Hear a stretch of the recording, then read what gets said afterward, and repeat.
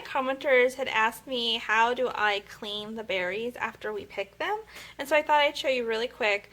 I basically threw in what Zane had picked, and one of the reasons I did that is so I can show you that some of these berries need to be picked out. So basically I put, maybe like a half pint into a colander, and I start running the water,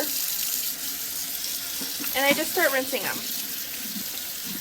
And you're just going to rinse them. And if you have more than just what's filling the bottom, you're going to want to toss them a little bit. And you're going to have to be really gentle with this. Basically, when I pick them, if they are squishy, super squishy, I will basically feed them to one of the kids or eat them myself because they won't handle the cleaning process as well. Now, most of these bushes I get my berries from are in an area where they don't pesticide. You can tell it's basically just run wild. So I don't have to worry about pesticide.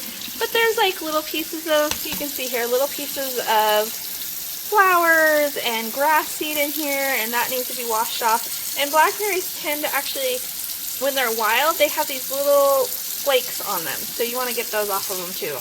I don't know, they're kind of furry. Just rinse them off.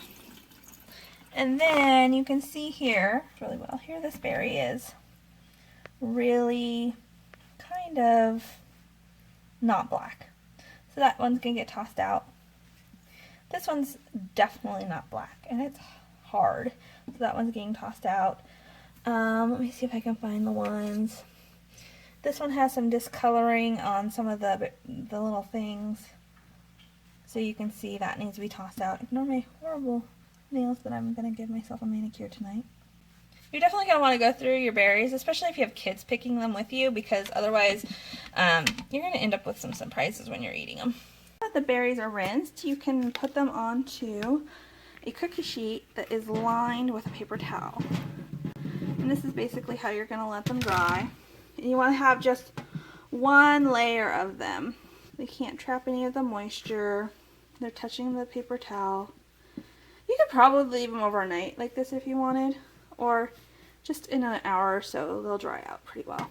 And then you can either put them into a container, into your fridge, or you can switch out the paper towel and add tin foil, or if you have a non-stick cookie sheet, you can just put them straight onto the cookie sheet and then put them in your freezer and flash freeze them, which basically means, like, say freeze them for an hour or two or overnight, and then you can add them into a freezer bag to save for, say, the winter, which we love to have these in our smoothies in the winter. They do not defrost well.